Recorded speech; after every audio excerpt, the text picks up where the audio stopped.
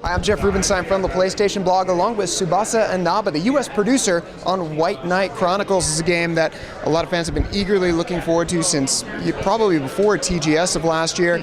And so we've got a number of questions that they have sent in here from our blog readers, and I'm going to give them to you now. So let's start off with someone who named Juan Pipe, who probably doesn't know a ton, hasn't been following too closely. He wants to know the gameplay. Is it turn-based or real-time? Okay.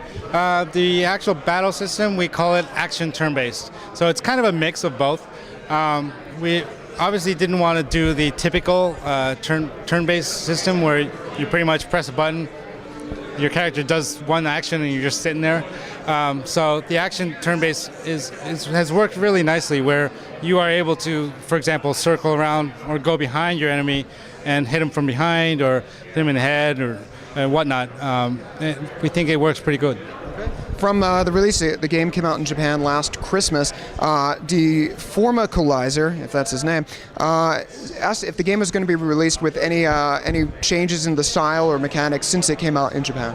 I wouldn't say entirely in terms of mechanic changes, but due to the fact that we're taking some time to localize this game, and forgive me, I mean, the amount of text in this game and the amount of voiceovers, it is taking us some time. We're trying to utilize that time somehow to find little tweaks here and there, and little tweaks can add up. All right, so you mentioned the voiceover and that there's a lot of it, and actually a number of people were asking, including Ev Devil, will White Knight Chronicles have a Japanese voice option? If you want to use the original voice acting, will you be able to do that? That's a good question. Quite honestly, I never thought of it. We can certainly look into it if that's something that our users are looking for. For the time being, we have U.S. English only. Okay, well, I will let you know that a lot of readers wanted to use that Japanese option, so we've made the request officially here on the blog. All right. Another very frequent request has been about voice chat. Is that something you all are looking forward to, or looking towards doing for the North American release? Absolutely. We understand the needs, especially quoting an online gaming element, which is huge, a huge part of White Knight Chronicles. And we realize the necessities of voice chat. We're trying to get this in before release of the U.S. market. We're working on it, is as far as I can say. Well, I'm sure that's what people wanted to hear, that you all were working on it. So talking about co-op, it's sort of an unusual game, the way co-op and solo play work. So let's talk a little bit about that. Actually, the Hater 2 was asking, will co-op be on the main story, offline or online, and how you would go about inviting your friends to play online with you. Right. There is no co-op in terms of the single or standalone gameplay experience, but first and foremost, when you start White Knight Chronicles, the first thing you do is create an avatar. That's pretty much you. And this avatar also gets to tag along with the main story, the main characters in the game. So that gives you a sense of more involvement, whereas traditionally RPGs, they have a set of characters that you play, and you're pretty much stuck with whatever characters you get. Whereas the avatar is you get the sense of more teamwork. And what happens is you are enabled to take the same avatar, go online, and we have a whole bunch of online quests that we've prepared for our users to go out and play. Online quests are designed to play with up to 4 players at the same time. All are designed with pretty much a mission per quest. One quest is capped at 1 hour gameplay, and so each are designed so that you will be able to finish within that 1 hour. Chances are you will be all right, especially if you're playing with 4 players. If you opt to play by yourself, then you could be in for some trouble. But so the two work very nicely.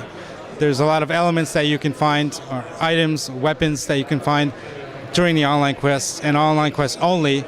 You cannot buy those same ones in the standalone experience. So there's enough motivating factors for you to go online and play. And you can bring those weapons back from the online and the experience back into the solo mission? Correct, absolutely. Okay.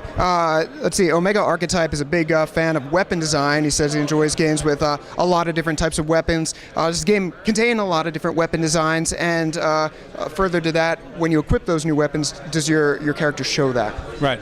Absolutely. We have a lot of weapons in this game, more than 200. We also have incorporated one of the level 5 specialties. Obviously, they are a renowned RPG creator, but one thing that they have been traditionally known for and good at is a feature called weapon binding, where you are enabled to take weapon A, item B, combine them, and that turns into weapon C that is more powerful than the original weapon. Things like that, they all fall into play. Again, another motivating factor for you to go out and look for stuff and weapons, for example. And again, yes, they will enhance the actual gaming experience. They will be more powerful than the previous weapon, for example. They all look different, of course, and they all have their different specialties. So yeah, there's plenty in there for these RPG fans to go out and explore. And you'll be able to see your character holding that new weapon and things like that? Of course, absolutely, yes. Everything is visual. Okay, all right, that's a big deal for a lot of people. Just a couple more questions here. Sure. Butterfly Bangs, this is someone who has similar taste to me, was asking what the trophies are like. If you can give an example of a type of trophy that we might see when the game is out. Hey, again, plenty of stuff out there. I think probably the more obvious are how many monsters you've attacked or defeated, amount of gaming hours, things like that. There's plenty of trophies that we've thrown into this game. I'd be surprised if once we release, and if a player out there gets all of them, I will be shocked. Yeah. So you're saying this is a tough platinum to get? Quite a few, yeah. All right, well, the challenge is out there when the game comes out. And I think that we have 2 more questions here. One is, will the U.S. players, this is from Kamikaze 135, will U.S. players be able to play with players from around the world? That's one area where I can't commit to right now yet. We're looking into it. We're doing online testing domestically and also overseas. So it is in our mindset. We're just trying to make it happen.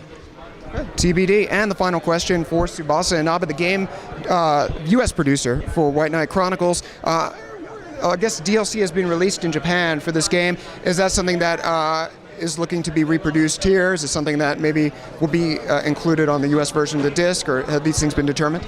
Absolutely. I think we'll get a mix of those. Obviously, any tweaks that we've done to the actual game engine or game design, those we will have day one on the disc. But for any additional quests, for example, that come up post-launch, those would have to go out through patches or DLC, whatever you would like to word it. Yeah, so I think it'll be a mix of those, but yes. Okay, well, thank you very much for taking the time on behalf of the users and the PlayStation Blog readers for answering our questions. And the game looks great, and we'll definitely be talking to you again as we get closer to release. Oh yes, absolutely. Looking forward to it. I'm excited to bring this title over to the US and very happy.